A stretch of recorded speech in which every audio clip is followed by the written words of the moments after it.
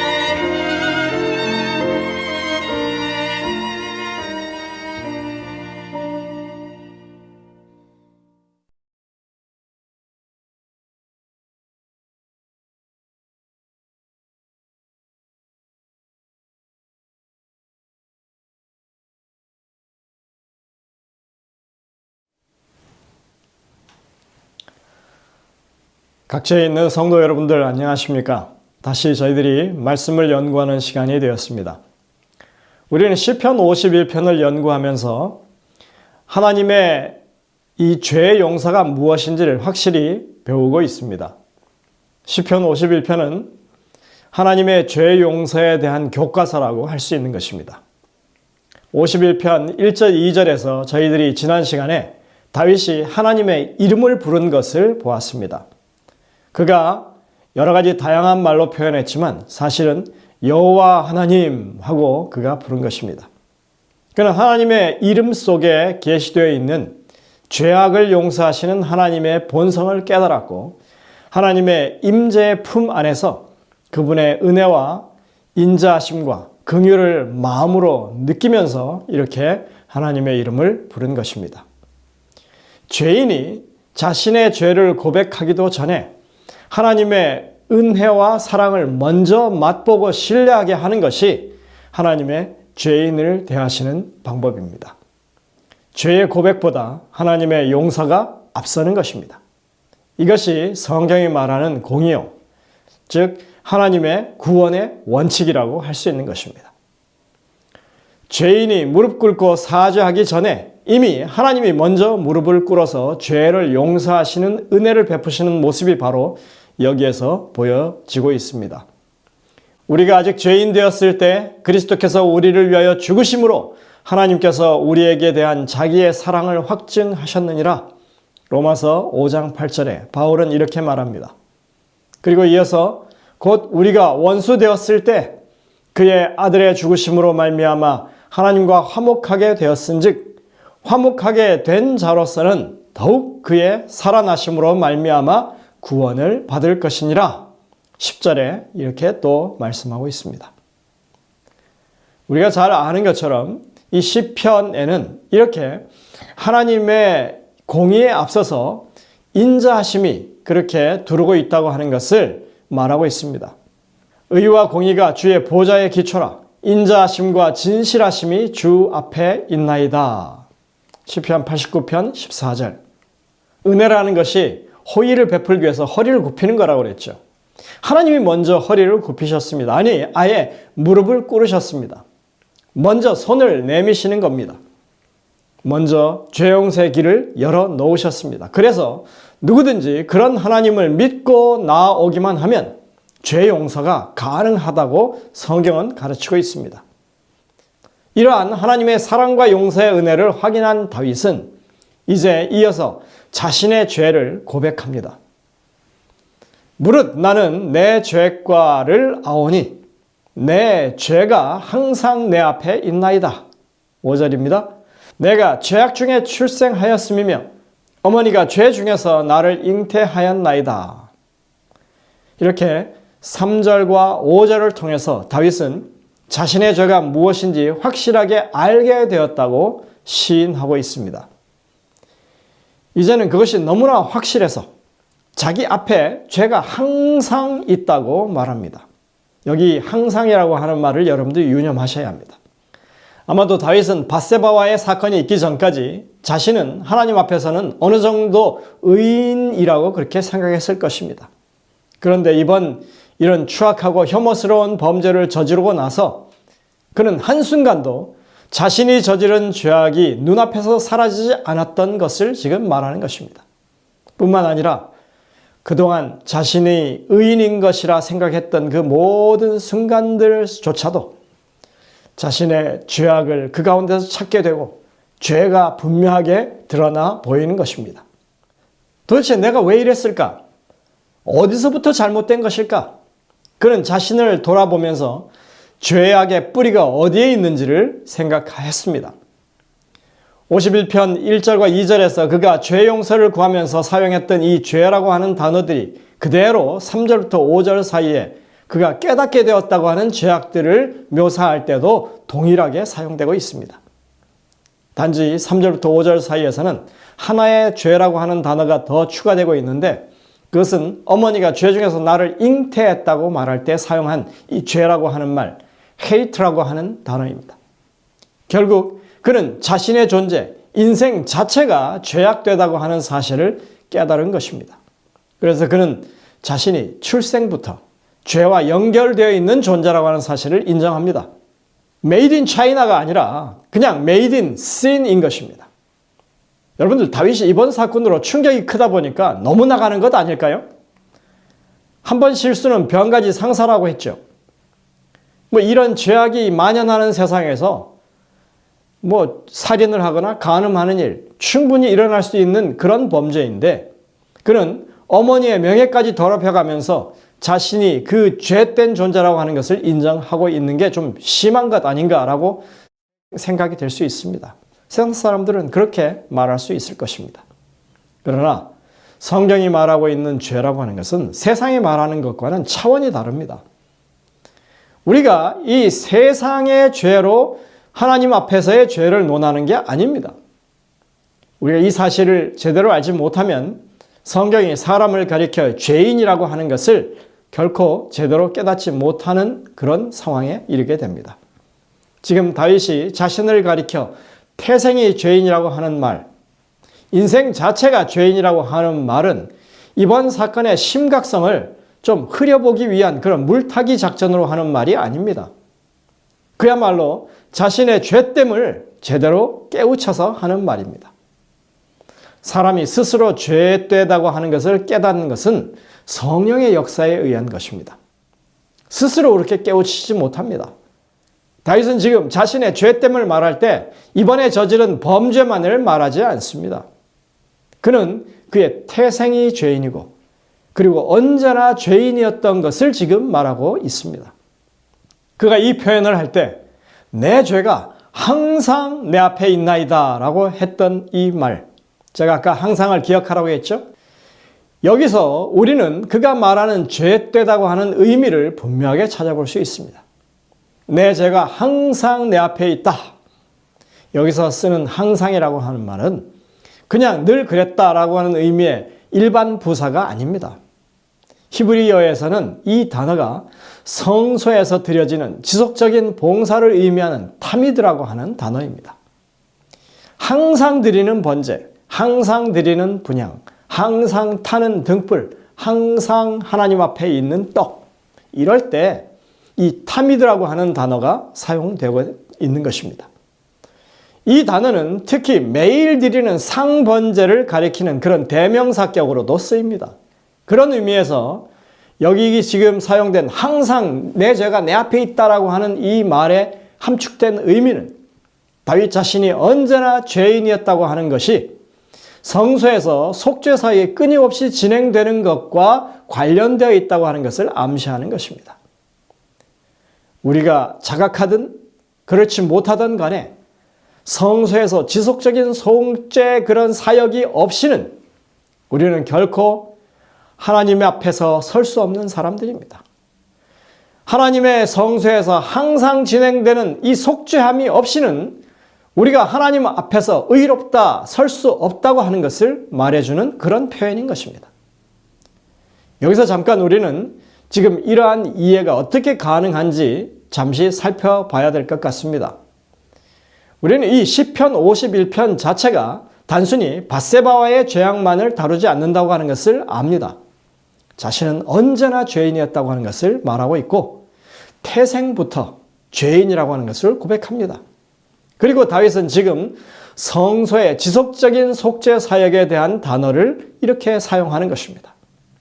그러고 보니까 다윗이 지금 이 시편에서 사용하고 있는 단어들은 성소와 관련된 것들이 많이 있는 것입니다. 그는 지금 여기서 타미드라고 하는 단어를 언급했죠. 또 우리가 초반부에 언급했던 이 죄의 용서와 죄를 말하는 용어들은 성소에서의 속죄를 가리키는 그런 단어들입니다.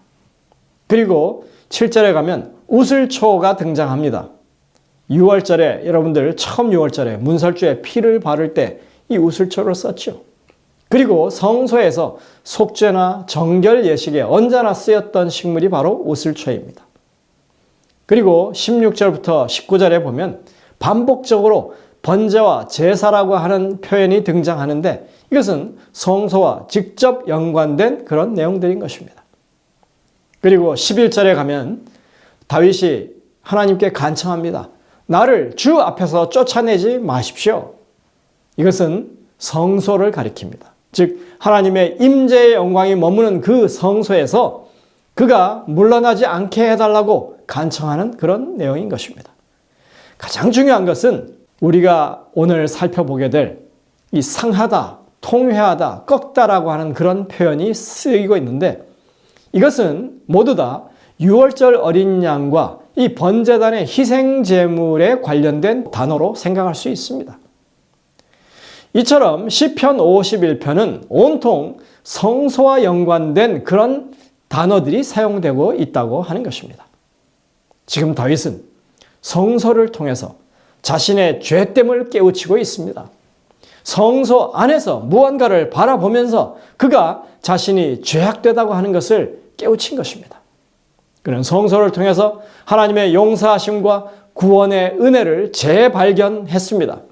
그래서 오늘 본문의 말씀 가운데 이 4절에서는 그것을 이렇게 표현하고 있습니다. 우리가 3절, 5절을 읽고 4절을 아직 안 읽었죠. 이제 4절을 보시겠습니다. 내가 주께만 범죄하여 주의 목전에 악을 행하였사오니 주께서 말씀하실 때 의로우시다 하고 주께서 심판하실 때 순전하시다 하리이다. 만약 우리가 이 말씀을 읽으면서 이것을 성소를 배경으로 해서 이해하지 않게 될 때 우리는 다시 이 말씀을 오해하게 될 것입니다. 여기서 말하고 있는 내가 주께만 범죄했다고 하는 그 말씀은 조금 있다가 다시 다루기로 하고요. 먼저 주께서 말씀하실 때 의로우시다 하고 주께서 심판하실 때 순전하시다 하리이다라고 하는 말씀을 살펴보겠습니다. 얼마나 많은 사람들이 이 구절을 잘못 적용하는지 모릅니다. 대부분의 사람들이 이것을 다윗에게 적용합니다. 하나님께서 다윗이 자복하고 속죄를 구하니까 그를 이제 의롭다 하시고 순전하다고 말씀하시는 것으로 생각하는 것입니다. 그러나 이것은 절대로 잘못 읽는 것입니다. 그냥 쉽게 현대인의 성경을 보면 이렇게 번역해 두었습니다. 내가 오직 주에게만 범죄하여 이런 끔찍한 일을 하였습니다. 주께서 이 모든 것을 다 보셨으니 주의 말씀은 옳고 주의 심판은 정당합니다. 아주 분명하죠, 내용이. 주님의 심판, 주님의 판결이 공의로운 것이고 죄 없으신 주님의 판단이 순전한 것이라고 말합니다. 내가 의롭고 내가 정결하게 된다는 것을 말하는 게 아닌 것입니다. 사형을 받아야 할 그런 죄인인데 이 죄값을 희생제물로 대신 치르게 하는 것, 그렇게 구원을 베푸시는 하나님의 구속의 사역이 정당하고 옳다고 지금 말하는 것입니다. 성소가 배경이 아니고서는 이러한 표현이 제대로 이해될 수가 없습니다. 다윗은 지금 자신이 주의 목전에서 악을 범했다고 자복하고 있습니다. 하나님의 임재 앞에서 그는 버젓이 밧세바를 범하고 사람들에게 그 사실을 숨기려고 했고 그 밧세바의 남편 우리아를 사지로 몰아넣어서 그 격전장에서 죽게 만들기까지 했습니다. 하나님 보는 앞에서 그는 자신의 범죄가 은밀하게 저질러졌다고 그렇게 여겼지만 그 모든 순간들이 다 하나님이 보시는 그 목전에서 행해진 일이라고 하는 것을 뒤늦게서야 지금 깨닫고 이렇게 고백하는 것입니다. 우리는 하나님 앞에서 우리의 죄를 숨길 수 없습니다. 하나님은 우리의 범죄 행위뿐 아니라 우리의 중심, 우리의 마음까지 감찰하시는 하나님이십니다. 모든 죄는 하나님 앞에 낱낱이 드러나게 될 것입니다. 우리의 범죄 행위는 상대방에게 죄를 짓는 것이기도 하지만 동시에 하나님께 죄를 짓는 일이 됩니다. 여러분들이 생각해 보십시오. 요셉이 보디발의 아내가 유혹할 때 했던 그 말, 내가 어찌 이 큰 악을 행하여 하나님께 득죄하겠느냐, 그렇게 했던 그 말, 그것이 바로 이것을 설명해 주는 말입니다. 요셉은 그 말을 할 때 보디발에게 죄 짓는 것이라고 하지 않고 하나님께 죄를 짓는 것이라고 말했습니다. 그래서 내가 오직 주께만 범죄했다고 하는 그 말이 그런 의미에서 하나님께 죄를 짓는다는 말을 하고 있는 것일까요? 그러나 다윗이 표현한 이 표현을 그대로 살펴보면 우리가 생각하는 것보다 더 심각하게 말하고 있습니다. 히브리어 본문을 그대로 하자면 이렇게 됩니다. 당신께, 오직 당신께만 내가 범죄했습니다. 여기에 피해자들에 대한 어떤 양심의 고백의 여지는 없습니다. 오직 주님께만 이렇게 말하는 것입니다. 그래서 이 시편 51편 4절의 내용은 반드시 성소를 배경으로 하지 않고서는 제대로 이해할 수 없다고 말하는 것입니다. 내가 오직 주님께만 범죄했다고요? 여러분들, 이 말은 아주 크게 오해를 살 수 있는 말입니다. 억울하게 죽은 우리아는 어떻게 할까요? 아내를 빼앗기고 거기다가 전장에 내몰려서 그렇게 억울한 죽음을 죽었는데 도대체 우리아에게 대해서는 범죄한 게 없습니까? 우리아가 죽을 때 그럴듯하게 보이기 위해서 여러 전사들을 함께 그곳에 보내서 그들도 죽었습니다. 그들의 억울함은 도대체 어떡하라는 얘기입니까? 밧세바와의 불륜으로 태어난 그 갓난 아기는 태어나자마자 제대로 살지도 못하고 죽었는데 도대체 이 아이는 어떡하라는 얘기입니까? 또 그렇게 신뢰하고 따르는 왕의 범죄로 인해서 실망하고 마음에 고통을 당하는 수많은 백성들은 도대체 어떡하라는 얘기입니까? 이런 상황에서 내가 주님께만 범죄했다고 말하는 이 뻔뻔스러움, 이걸 우리가 제정신으로 그렇게 한다고 할 수 있을까요? 그런데도 주께서 하시는 판결이 의롭고 주의 심판이 정결하다고 지금 말할 수 있는 겁니까? 이것이 성경이 말하는 하나님의 공의입니까? 사람들은 당연히 이런 비난을 쏟아내는 것입니다. 그러나 분명히 말하지만 다윗의 이 말은 그런 의미에서의 말이 아닙니다. 하나님은 분명히 공의로우신 분이십니다. 일단 하나님의 공의의 문제는 저희들이 다음 시간에 다루기로 하고, 오늘 우리는 다윗이 한 이 말의 의미가 무엇인지, 이 성서를 배경으로 그것을 어떻게 이해할 수 있는지 잠시 살펴보겠습니다. 다윗은 지금 성소 안에서 번제로 드려지는 희생양을 바라보고 있습니다.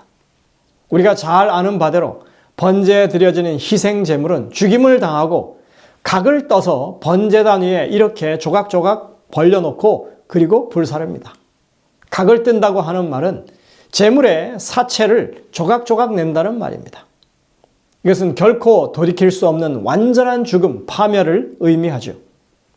성소에서 드려지는 희생 제물은 결코 죄인을 상징한 적이 없습니다. 그것은 죄인을 대신해 죽임당하는 하나님의 어린 양, 구세주 예수 그리스도를 상징하는 제물인 것입니다. 인간의 죄를 속하기 위해 하나님 자신이 대신 자신의 생명을 내어놓으시는 것이 하나님의 구원의 방법입니다. 다윗은 이렇게 처절하게 파괴된 생명체, 조각난 희생 제물을 바라보면서 이것이 자신이 아닌 하나님의 희생당하시는 것이라고 하는 것을 깨닫게 된 것입니다. 시편 51편 안에는 이렇게 희생 제물을 죽여서 파괴하는 그런 뜻을 가진 동사가 2개나 사용되어 있습니다. 이 동사가 각각 2번씩 사용되었습니다. 17절의 말씀과 8절의 말씀을 잠시 봅시다. 하나님께서 구하시는 제사는 상한 심령이라. 하나님이여 상하고 통회하는 마음을 주께서 멸시하지 아니하시리이다. 17절이죠. 내게 즐겁고 기쁜 소리를 들려주시사 주께서 꺾으신 뼈들도 즐거워하게 하소서. 8절입니다. 여기 쓰이는 2 동사를 여러분들이 보시죠. 하나는 샤베르, 하나는 다카입니다. 상하다, 통회하다, 꺾다로 번역되어 있습니다. 이 2 동사는 의미가 거의 같아요. 조각조각으로 부러뜨리다, 조각조각으로 깨뜨려 파괴하다, 찢어놓다, 발로 짓이기다, 힘으로 부수다, 이런 의미가 이 동사들에게 담겨 있습니다. 이 동사를 보면 번제 단위에 조각조각 난 재물을 보는 그런 느낌입니다. 이 2 동사 중에 오늘은 이 다카라고 하는 단어를 좀 살펴보려 합니다. 여러분들, 이 다카라고 하는 동사는 고난받는 종의 노래, 메시아의 노래죠. 이사야 53장에 가면 2번 사용하고 있는데 메시아가 이 땅에 와서 고난당하고 죽임당할 것을 말하는 그런 표현으로 사용되고 있습니다. 그가 찔림은 우리의 허물 때문이요 그가 상함은 우리의 죄악 때문이라. 5절이죠. 그리고 다시 10절을 보시겠습니다. 여호와께서 그에게 상함을 받게 하시기를 원하사 질고를 당하게 하셨다. 이렇게 기록하고 있습니다. 그러니까 이 다카라고 하는 동사, 상하다, 통회하다, 찢어지다라고 하는 의미를 가진 이 다카라고 하는 동사는 이 땅에 오실 메시아의 죽음을 의미하는 단어로 쓰인 것입니다. 그렇게 볼 때 시편 51편에서 하나님이 기뻐 받으시는 제사라고 하는 것, 즉 상한 심령의 제사, 통회하는 심령의 제사라고 하는 것은 이 다윗의 심령이 아닌 것이 분명합니다. 우리가 잘 알다시피 성소에서 희생 제물은 그 어느 것도 사람을 상징한 적이 없습니다. 그것은 언제나 예수 그리스도를 상징하는 것이었습니다. 다윗이 말하고 있는 이 상한 심령, 통회하는 심령이라고 하는 것은 우리의 죄악 때문에 찢어지고 조각난 하나님의 심령을 말하는 것이고 우리 때문에 돌아가신 주님을 가리키는 것입니다. 정말 놀라운 표현인 것입니다. 그런데 얼마나 많은 사람들이 오늘날까지도 이 구절을 읽으면서 이것이 다윗의 그렇게 찢어진 심령, 이 깨어진 심령이라고 읽는지 모릅니다. 우리가 이 죄책감 때문에 애끓는 통회하기를 하나님이 간절히 바라신다고 이 구절을 그렇게 이해하는 것입니다. 분명히 아닙니다. 그런 의미로 여기서 쓰이지 않았습니다. 여기서 말하는 상한 심령, 통회하는 심령은 분명히 하나님의 깨어진 심령입니다. 번제단 위에 조각나고 부서진 이 구세주의 마음이고 그렇게 죽임당한 그분을 가리키는 표현인 것입니다. 다윗이 깨달았다고 하는 것은 바로 그것입니다. 그래서 그는 이것을 분명하게 표현하기 위해서 이런 말을 하는 것입니다. 주께서 제사를 기뻐하지 아니하시나니 그렇지 않으면 내가 드렸을 것이라. 주는 번제를 기뻐하지 아니하시나이다. 16절에 하나님의 심정을 모른 채, 하나님의 이렇게 고통받는 심정을 모른 채 열심히 그냥 희생 제물을 갖다 바치는, 그리고 죽이는 그런 번제는 더 이상 하나님이 받지 않으시겠다고 하는 그런 말입니다. 다윗은 자신이 이렇게 깨우친 것이 성령의 깨우치심이라고 밝히고 있습니다. 주께서 내 귀를 통하여 내게 들려주시기를 제사와 예물을 기뻐하지 아니하시며 번제와 속죄제를 요구하지 아니하신다 하신지라. 시편 40편 6절에 분명히 그는 이 사실을 깨우친 것을 다시 한번 강조하면서 성령이 그것을 깨우쳤다고 말하고 있습니다. 우리가 잘 아는 이사야 1장과 그리고 미가서 6장의 말씀도 이것과 동일한 깨우침을 교훈으로 하고 있는 말씀입니다. 여호와께서 말씀하시되 너희의 무수한 재물이 내게 무엇이 유익하뇨? 나는 수양의 번제와 살찐 짐승의 기름에 배불렀고 나는 숫송아지나 어린 양이나 수염소의 피를 기뻐하지 아니하노라. 너희가 내 앞에 보이러 오니 그것을 누가 너에게 요구하였느뇨? 내 마당만 밟을 뿐이니라. 헛된 재물을 다시 가져오지 말라. 분향은 내가 가증히 여기는 바요. 월삭과 안식일과 대회로 모이는 것도 그러하니 성회와 아울러 악을 행하는 것을 내가 견디지 못하겠노라. 이사야 1장 11절부터 14절에 분명히 말씀하고 있습니다. 여호와께서 천천의 수양이나 만만의 강수 같은 기름을 기뻐하실까? 내 허물을 위하여 내 맏아들을 내 영혼의 죄를 인하여 내 몸에 열매를 드릴까? 미가 6장 7절에서도 동일한 말씀을 하십니다. 여러분들, 죄 하나당 동물 한 마리의 희생을 드리면, 그래서 죄 용서를 받는 것이라면 얼마든지 용서받을 수 있는 것입니다. 내 목숨값을 대신하는 것이 동물이라면 모든 재산을 털어서라도 희생 제물을 바치면 되는 것입니다. 그런데 하나님이 원하시는 것은 수많은 동물의 희생과 그 피가 아니었습니다. 우리의 속죄를 위한 진정한 제물은 바로 하나님의 상한 심령이요 깨어진 마음이었다고 하는 것입니다. 매번 드려지던 번제 희생 제물 어린 양이 아니라 매번 그렇게 인간의 죄 때문에 갈갈이 찢어진 하나님의 마음이 바로 드려진 그 희생 제물이 보여주고 있는 것이었습니다. 이러한 하나님의 상하심은 이 땅에 어린 양으로 오실 메시아의 희생으로 입증이 되는 것이었습니다. 다윗은 자신을 돌아보았습니다. 이제껏 자신을 어느 정도는 의인이라고 생각하면서 성소를 드나들었죠. 그때마다 그는 번제단을 지나쳤는데 또 누군가가 하나님의 은혜로 용서를 받는구나 하면서 참 좋은 하나님이셔. 그렇게 콧노래를 부르면서 그가 그것을 지나쳤습니다. 근데 지금 와서 보니까 그 모든 순간순간들이 다른 누가 아닌 바로 자신의 죄 때문으로 인해서 하나님이 깨어진 그 마음이 그 자리에 있었던 것을 그가 이제서야 깨닫게 된 것입니다. 그가 이번에 저지른 이 어마어마한 범죄 행위뿐 아니라 그의 삶의 어느 한순간조차도 그는 하나님 앞에 죄인이 아닌 적이 없었던 것을 그가 깨달은 것입니다. 아무리 작은 죄라도 그 죄는 우리의 생명을 요구하는 것입니다. 이것은 죄의 무게와 상관없습니다. 모든 죄의 삭은 다 사망인 것입니다.